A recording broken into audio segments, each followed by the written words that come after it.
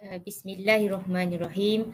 Alhamdulillahirrabbilalamin. Wassalatu wassalamu ala asyrafil anbiya'i wal mursalin wa ala alihi wa sahbihi ajma'in. Rabbi syrahli sadri wa yassirli amri wahlul 'uqdatam min lisani yafqahu qawli, amma ba'd. Assalamualaikum warahmatullahi wabarakatuh.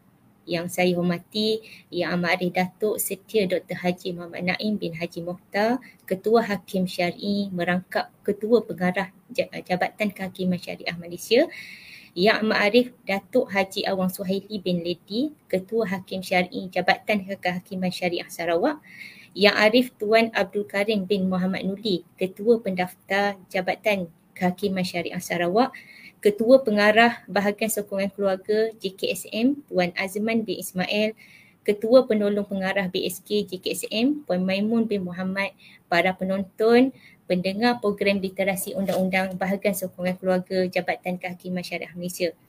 Bersyukur kehadrat Ilahi, dengan izin dan limpah kurnianya kita dapat berkumpul pada hari ini secara maya untuk mengikuti program literasi undang-undang BSK JKSM bersama saya Izzah Hanani binti Suhaimi, penolong pengarah Bahagian Sokongan Keluarga Seksyen Negeri Sarawak.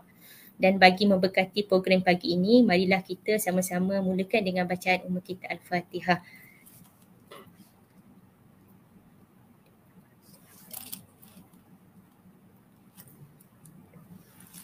Seperti biasa, program literasi undang-undang BSK yang bersiaran setiap hari Rabu jam 11 pagi bertujuan untuk berkongsi ilmu dengan para pendengar, penonton berkaitan bahagian sokongan keluarga. Saya mewakili pengancur program ini ingin mengambil kesempatan mengucapkan terima kasih kepada para pendengar kerana terus setia bersemangat mengikuti program ini sehingga ke hari ini. Dan saya doakan semoga semuanya diberikan kesihatan yang baik, dan sekiranya ketika ini ada di kalangan para pendengar, penonton ditimpa musibah, saya doakan semoga diberikan ketabahan dan dipermudahkan urusan. Alhamdulillah, hari ini saya telah diberi kesempatan dan diamanahkan untuk menyampaikan tajuk iaitu nafkah anak, tanggungjawab ahli waris menurut perspektif syarak dan undang-undang. Soalan-soalan yang mungkin berada di fikiran penonton, pendengar tentang tajuk ini. Siapa ahli waris yang bertanggungjawab? Dalam keadaan mana ahli waris perlu memainkan peranan untuk membiayai nafkah anak? Dan jika tiada ahli waris, siapa yang perlu dipertanggungjawabkan? Mungkin boleh jadi persoalan yang timbul, saya ahli waris, perlu ke? Macam-macam persoalan boleh timbul. Jadi insya-Allah beberapa persoalan ini saya cuba kongsikan kepada para pendengar melalui tayangan slide. Semoga tayangan slide yang akan ditayangkan dapat sama-sama dapat memberi sedikit manfaat.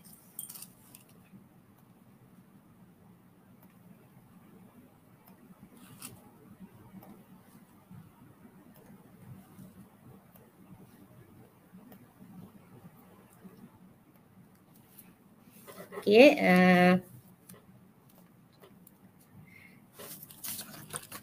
sebelum saya sampaikan lebih lanjut untuk topik utama pada hari ini, saya nyatakan secara ringkas beberapa perkara asas berkaitan nafkah anak, di mana pada slot yang lepas telah dikongsikan secara detail oleh pegawai bahagian sokongan keluarga sebelum ini berkaitan dalam tajuk hak nafkah anak. Secara umumnya, masyarakat mengetahui bapa adalah penjaga hakiki yang diiktiraf syarak. Maka tanggungjawab utama untuk pelaksanaan nafkah anak ialah bapa. Dan merujuk kepada dalil Al-Quran dan undang-undang, saya terangkan secara ringkas saja. Di mana menunjukkan kewajipan bapa menanggung nafkah anak di dalam surah Al-Baqarah ayat 233 dan petikan, dan kewajipan bapa memberi makanan dan pakaian kepada ibu dan anaknya dengan cara yang makruf ataupun mengikut kadar kemampuan. Dan merujuk kepada undang-undang ataupun ordinan Undang-Undang Keluarga Islam 2001 Seksyen 72, kecuali jika sesuatu perjanjian atau sesuatu perintah mahkamah memperuntukkan selainnya, adalah menjadi kewajipan seseorang lelaki untuk menanggung nafkah anaknya sama ada anak itu berada dalam jagaannya atau dalam jagaan seseorang yang lain. Dan keperluan asas nafkah anak di dalam ordinan ataupun peruntukan undang-undang yang sama ada memperuntukkan keperluan asas nafkah anak iaitu tempat tinggal, makanan, pakaian, perubatan dan pendidikan. Dan kita tengok jugalah keperluan semasa yang sekarang. Ini yang asas untuk nafkah anak. Okey. Dan saya juga ringkaskan dulu peranan ataupun tindakan BSK terhadap penguatkuasaan dan pelaksanaan perintah nafkah anak, di mana dalam Ordinan Undang-Undang Keluarga Islam 2001 Seksyen 73, di mana menunjukkan bidang kuasa Mahkamah Syariah memerintahkan nafkah anak dalam perkara berikutlah, iaitu di mana bapa enggan atau cuai bayar nafkah anak, tinggalkan secara langsung isteri dan anak di bawah jagaan isteri, menanti keputusan sesuatu prosiding mahkamah, perintah meletakkan anak di bawah jagaan seseorang yang lain dan memberi kebenaran kepada lelaki untuk poligami. Dan perkara-perkara ini tidak menghalanglah, menunjukkan tidak menghalang daripada bapa untuk memberi nafkah anak. Dan apabila perintah nafkah anak telah dikeluarkan oleh Mahkamah Syariah dan perintah tersebut tidak dipatuhi oleh bapa sehingga berlaku tunggakan, maka adalah menjadi tanggungjawab kepada bahagian sokongan keluarga Mahkamah Syariah negeri-negeri untuk mula bertindak menguatkuasakan dan melaksanaan perintah setelah dibuat aduan oleh ibu atau penjaga anak tersebut. Dan sekiranya penguatkuasaan dan pelaksanaan terhadap bapa gagal dilaksanakan dalam keadaan tertentu yang akan saya terangkan selepas ini, tanggungjawab di sinilah tanggungjawab ahli waris untuk menanggung tunggakan nafkah anak tersebut. Okey, ini di mana situasi perintah penguasaan terhadap bapa gagal dilaksanakan ataupun keadaan tanggungjawab nafkah anak, ketika mana tanggungjawab nafkah anak berpindah kepada ahli waris. Yang pertama, kebiasaannya kes yang berlaku sekiranya bapa meninggal dunia, bapa tidak dapat dikesan. Maknanya bapa tidak dapat dikesanlah keberadaannya di mana. Bapa berada di penjara dan bapa tidak berkeupayaan. Ataupun berkeupayaan tu boleh jadi maksud fakir atau tidak mampu bekerja dan sakit. Okey. Dan beberapa peruntukan undang-undang dan syarak yang saya berkaitan dengan tanggungjawab ahli waris. Menurut dalil syarak dalam Al-Quran surah Al-Baqarah ayat 233, maknanya kesinambungan daripada berkaitan dengan tanggungjawab bapa. Maksudnya, dan ibu-ibu hendaklah menyusukan anak-anak mereka selama 2 tahun genap, iaitu bagi orang yang hendak menyempurnakan penyusuan itu. Dan kewajipan bapa pula ialah memberi makan dan pakaian kepada ibu itu menurut cara sepatutnya. Okey, ini yang berkaitan tanggungjawab bapa kepada anak lah. Tidaklah diberatkan seseorang melainkan menurut kemampuannya. Janganlah menjadikan seseorang ibu itu menderita kerana anaknya, dan jangan juga menjadikan seseorang bapa itu menderita kerana anaknya. Dan yang saya highlight ni lah, di sinilah menunjukkan waris juga menanggung kewajipannya tersebut jika si bapa tiada. Maknanya si bapa tiada ataupun kembali kepada situasi yang dinyatakan sebelum ni lah, dalam slide sebelum ni. Okey.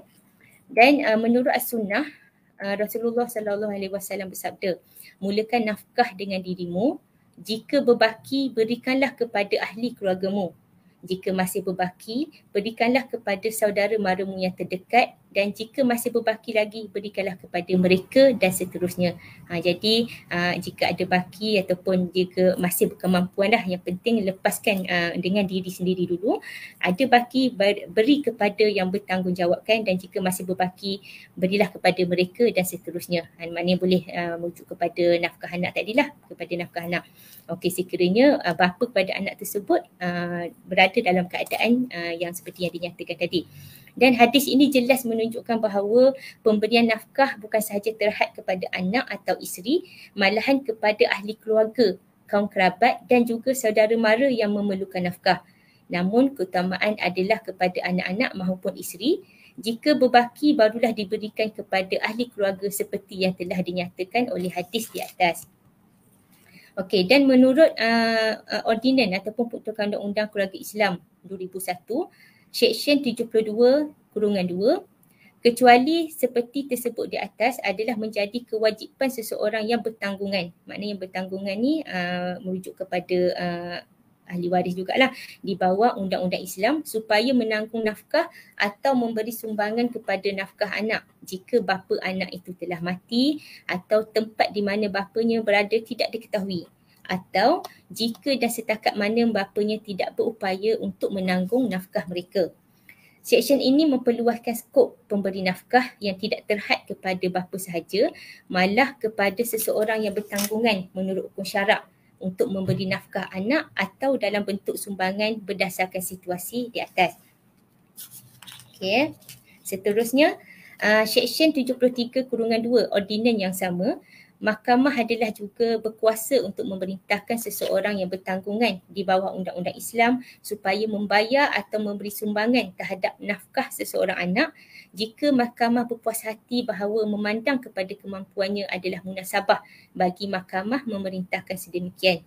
Dan secara ulasannya saya ada nyatakan di sini, Seksyen ini, mahkamah diberi kuasa untuk memerintahkan bapa atau orang yang bertanggungan memberi nafkah kepada anak-anaknya, sama ada anak tersebut berada bersama bapa atau di bawah jagaan orang lain, termasuk ibu, nenek, ibu pada ibu ataupun mana-mana pihak yang layak menurut hukum syarak, iaitu yang telah diperintahkan oleh mahkamah syariah hak hadanah ataupun hak penjagaan ke atas anak tersebut, termasuklah pemegang amanah.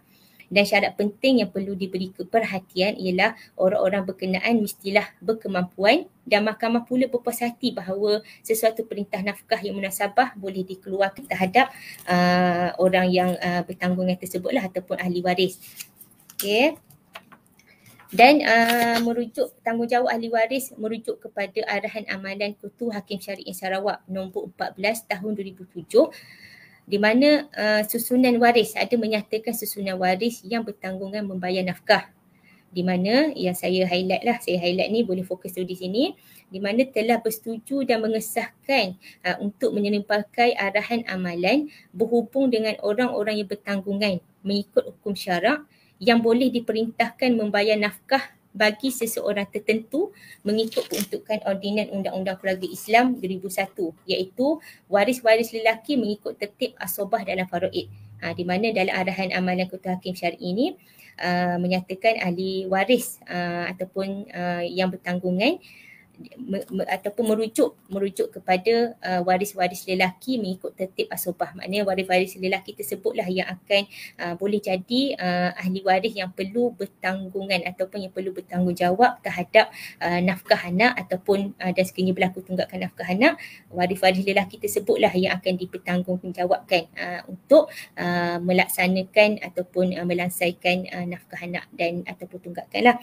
Dan sekiranya waris-waris lelaki, sekiranya waris tak ada, maknanya bapa tiada, bapa meninggal, bapa berada dalam dalam penjara, bapa tidak berkepayaan, pergi kepada waris.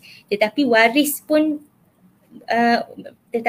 yang dipertanggungan jawab juga tiada ataupun boleh berlaku kembali seperti waris, maknanya waris meninggal, waris tidak dapat dikesan, waris ataupun waris tidak berupayaan. Jadi mahkamah boleh memperakukannya kepada Baitulmal untuk membayar nafkah tersebut. Jadi sekiranya bapa tiada ataupun waris tiada ataupun berlaku dalam keadaan seperti sebelum ni, jatuh kepada tanggungjawab membayar nafkah anak ataupun tunggakan nafkah anak, jatuh kepada ataupun mahkamah memerintahkan ataupun memberi tanggungjawab tersebut kepada Baitulmal untuk membayar nafkah. Okey.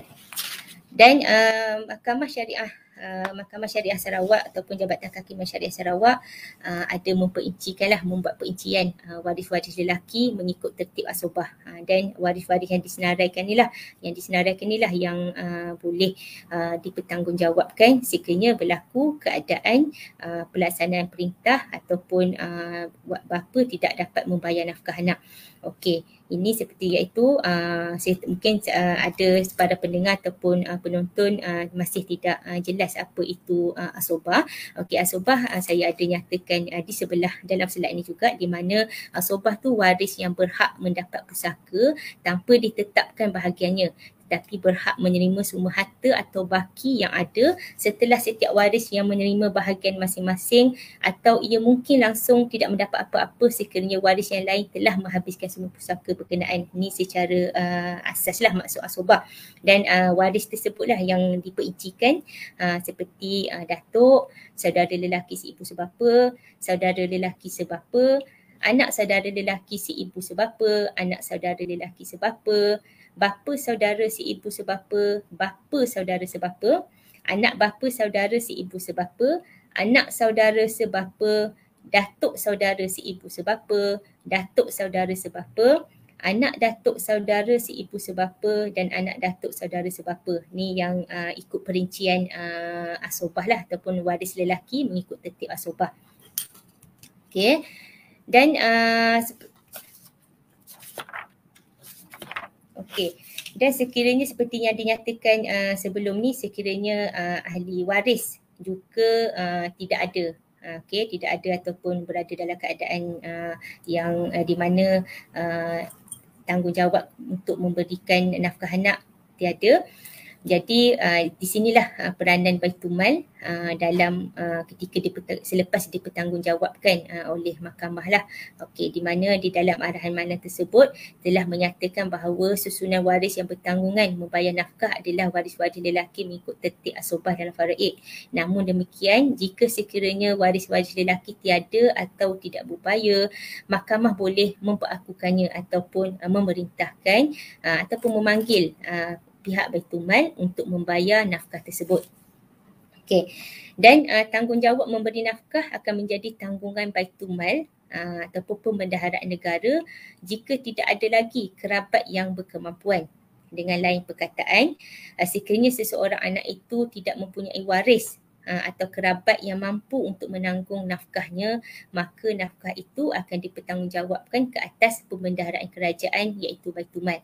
Dan saya sentuh sedikit peranan bahagian sokongan keluarga di mana salah satu unit di bahagian sokongan keluarga yang sebelum ni pernah dikongsikan oleh sahabat pegawai bahagian sokongan keluarga, di mana unit pengurusan dana bahagian sokongan keluarga Jabatan Kehakiman Syariah Sarawak ada menerima sejumlah peruntukan daripada Jabatan Kehakiman Syariah Malaysia dan juga Baitul Mal Sarawak.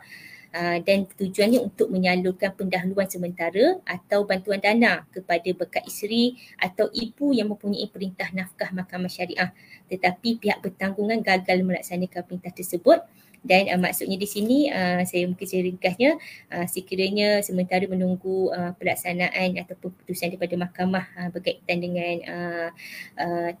berkaitan dengan tanggungjawab memberi nafkah ni, okey, pihak isteri ataupun ibu boleh memohonlah di unit pengurusan dana bahasa keluarga untuk memohon pendahuluan sementara ataupun bantuan dana. Sekurang-kurangnya perkara ini dapat meringankan sedikit sebanyak dapat beban kewangan lah yang ditanggung oleh isteri atau ibu tersebut. Okey. Dan banyak kesukaran yang dihadapi dalam kes-kes mahkamah apabila penghantaran saman gagal disempurnakan penyampaian secara kendiri terhadap penghutang perhakiman ataupun bapa. Dan biasanya berlaku alamat terakhir yang diketahui oleh ibu tetapi bapa sudah tidak tinggal di situ. Jadi kes terpaksa ditarik balik atas kegagalan beberapa kali cubaan untuk saman untuk penyampaian saman lah. Dan kerap berlaku juga di mana saman telah sempurna penyampaian secara kendiri tapi apabila pemeriksaan dan siasatan dilakukan terhadap bapa yang hadir, mahkamah mendapati bapa adalah seorang yang tidak berkemampuan dari segi kesihatan dan kewangan lah. Jadi di sinilah atas sebab-sebab yang sering berlaku di bahagian sokongan keluarga ataupun dalam proses pelaksanaan dan penguatkuasaan perintah terhadap bapa. Jadi di sinilah bahagian sokongan keluarga Jabatan Kehakiman Syariah Sarawak telah mengambil langkah proaktif dengan mewujudkan satu garis panduan khusus bagi penguatkuasaan dan pelaksanaan perintah nafkah anak terhadap pihak bertanggungan.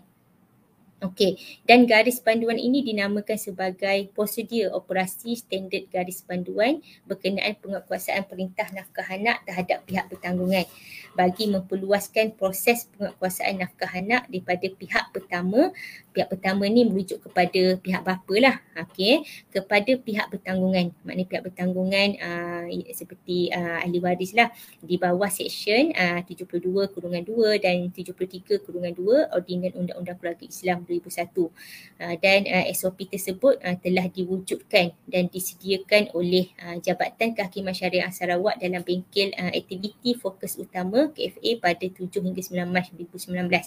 Okey, ini saya kongsikan inilah beberapa peranan ataupun inisiatif daripada Bahagian Sokongan Keluarga JKSS dalam ketika mana masalah ini timbul lah. Okey. Dan sedikit perkongsian garis panduan. Penguatkuasaan perintah nafkah anak terhadap pihak bertanggungan bermula daripada kalau di peringkat BSK lah ya, penguatkuasaan perintah nafkah anak terhadap pihak bertanggungan bermula daripada peringkat pendaftaran kes di unit khidmat nasihat dan perundangan BSK JKSS, di mana sekiranya pemintang penghakiman ataupun pelentif ataupun ibulah sang ibu sudah mengetahui penghutang penghakiman pertama telah meninggal dunia atau tidak dapat dikesan atau tidak berkeupayaan menanggung nafkah. Maksud di sini ketika ibu membuat pendaftaran di Bahagian Sokongan Keluarga, ibu sudah, maknanya si ibu tu sudah mengetahui maknanya bapa kepada anak maknanya sudah meninggal ataupun memang tak dapat dikesan ataupun memang confirm lah tahu tidak berkeupayaan, maka pegawai di unit khidmat nasihat akan mendaftarkan nama waris bertanggungan yang dinyatakan oleh si ibu tadi sebagai penghutang penghakiman kedua untuk diserahkan notis kehadiran rudicara BSK. Dan prosesnya samalah kalau di peringkat unit di peringkat rudicara, di mana pemintang penghakiman ni saya terus refer kepada ibu pada anak, dan waris bertanggungan. Waris bertanggungan ni maknanya selepas sewaktu pendaftaran tu dah didaftarkan salah seorang waris ataupun waris yang telah dinyatakan oleh pelentif si ibu tadi, akan melalui proses, maknanya ibu dan waris kepada bapa tersebut akan melalui proses runding-cara Bahagian Sokongan Keluarga yang dikendalikan oleh pegawai runding-cara Bahagian Sokongan Keluarga. Dan dalam proses runding-cara tersebut, jika waris bertanggungan ataupun waris kepada bapa tersebut bersetuju untuk membayar keseluruhan jumlah tunggakan nafkah anak, kes dikira selesai di peringkat runding cara sahaja tanpa perlu pengendosan di mahkamah. Ini proses biasa runding cara lah. Pernah saya kongsikan ada satu kes lah di Sarawak, di mana pegawai BSK sebelum ini pernahlah ada satu kes waris dipanggil, maknanya atas faktor atas sebab si ibu menyatakan memang bapa berada di penjara. Okey, ketika itu bapa berada di penjara dan waris dipanggil lah, dan maknanya menunjukkan di peringkat situ sekiranya si ibu sudah mengetahui daripada awal si bapa sudah berada di penjara memang dalam tempoh yang lama. Okey, jadi jadi kita teruslah, tak ada masalah, kita terus panggil dalam runding cara, dan sekiranya dalam peringkat runding cara waris bersetuju untuk membayar keseluruhan jumlah tunggakan nafkah, kira kita boleh selesaikan di peringkat runding cara saja. Okey, dan sekiranya kes akan dipanjangkan kepada peringkat unit pelaksanaan dan penguasaan perintah. Maknanya sekiranya kes gagal ataupun ada persetujuan tetapi persetujuan tu secara bayaran ansuran untuk nafkah anak, bagi tujuan pemfailan dan prosiding kes ke mahkamah dengan kehadiran pihak-pihak dan pegawai Bahagian Sokongan Keluarga yang bertindak sebagai peguam syar'i, si ibu ataupun pemintang penghakiman. Jika benda cara berjaya, yang seperti saya nyatakan di atas lah.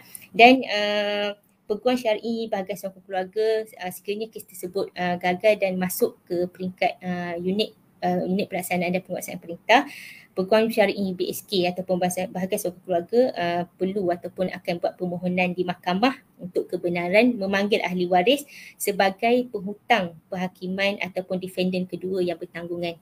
Maknanya kalau kesimpulan yang saya nyatakan untuk garis panduan ni, saya ulang lagi sekali ataupun saya ulang lagi sekali.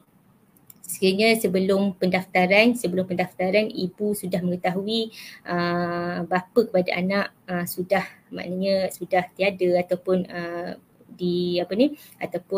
berada di penjara dan lain-lain, boleh terus nyatakanlah di unit khidmat undangan sewaktu pendaftaran kes, dan benda kita akan cubalah, pegawai rudicara akan cuba selesaikan di peringkat rudicara. Okey, tetapi sekiranya tidak selesai, ialah bukan senang waris ataupun orang lain yang bersetuju untuk tanggung ataupun untuk menanggung tunggakan nafkah, ataupun apatah lagi sekiranya berlaku kes tersebut bukan menjadi, maknanya bukan senanglah apabila untuk waris ataupun untuk menanggung tunggakan nafkah tersebut. Jadi dan sekiranya kes gagal, kes ini akan terus dipanjangkan ke mahkamah, tetapi Peguam Syar'i Bahagian Seorang Keluarga akan perlulah memohon kebenaran kepada mahkamah untuk kebenaran memanggil ahli waris sebagai penghutang perhakiman dan ataupun defendant yang kedua. Okey, dan inisiatif dalam KFA ataupun garis panduan penguatkuasaan ni, Bahagian Sokong Keluarga Jabatan Kehakiman Syariah Sarawak juga telah membuat penambahbaikanlah terhadap borang aduan dengan menyediakan ruangan senarai waris penghutang perhakiman ataupun waris kepada bapa lah, dan maklumat perlu diisi lengkap oleh si ibu ataupun penghutang perhakiman jika baru diketahui selepas pendaftaran pertama kes di UKMP bahawa pihak pertama telah meninggal dunia atau tidak dapat dikesan dan tidak berkepayaan. Ini contoh yang borang yang telah diwujudkan lah. Dan cumanya yang boleh saya bagi penekanan kepada ibu ataupun pihak yang ingin mendaftar kes, perlu tahu waris, perlu tahu maklumat waris kepada bapa tersebut, dan dalam borang ni boleh nyatakan dan senang untuk daripada pihak kami ataupun pihak Bahagian Sokongan Keluarga untuk untuk memanggil waris tersebut. Okey. Dan sebagai penutup, mahkamah, apabila mahkamah syariah telah mengeluarkan perintah nafkah anak, maka ianya merupakan ataupun telah menjadi satu kewajipan yang perlu dipatuhi oleh bapa bagi mengelakkan terjadinya hutang dan tunggakan berlaku, dan bagi menjamin kebajikan supaya nafkah anak tidak terus terabai akibat kegagalan bapa melaksanakan perintah nafkah disebabkan telah meninggal dunia, tidak dapat dikesan atau tidak berkeupayaan menanggung nafkah, maka waris bertanggungan menanggungnya, dan sekiranya ketiadaan waris maka pihak Baitul Mal boleh dipertanggungjawabkan oleh mahkamah ke atas nafkah semasa bapa tersebut bersama-sama tunggakan jika ada. Jadi ulasan daripada penutup tersebut saya mungkin boleh bagi peringatan lah. Okey, mungkinnya bapa, walaupun mungkin ada para bapa yang mendengar, jangan ambil mudah jugalah. Maknanya jangan ambil mudah, maknanya mungkin bila mungkin ada bapa yang tahu rupanya ada waris, maknanya boleh orang lain.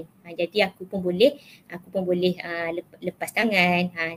Jadi elakkanlah, maknanya menjadi sebab untuk makluman semua, sekiranya boleh menjadi bebananlah kepada ahli waris untuk menanggung nafkah. Jadi apatah lagi untuk menanggung apabila nafkah tersebut berlaku tunggakan. Dan kepada ahli waris juga perlu tahu dan bersedia, maknanya ahli waris pun perlu tahu dan bersedia terhadap tanggungjawab ini sekiranya bapa kepada anak meninggal ataupun tidak dapat dikesan ataupun berada di penjara dan tidak berkeupayaan. Jadi seperti mana yang mungkin saya refer balik kepada hadis Nabi berkaitan dengan berkaitan dengan tanggungjawab waris, apa-apa pun mungkin apa-apa pun perlu beri keutamaan kepada ahli keluarga sendiri dululah sebelum memberi bantuan kepada yang lain. Okey. Dan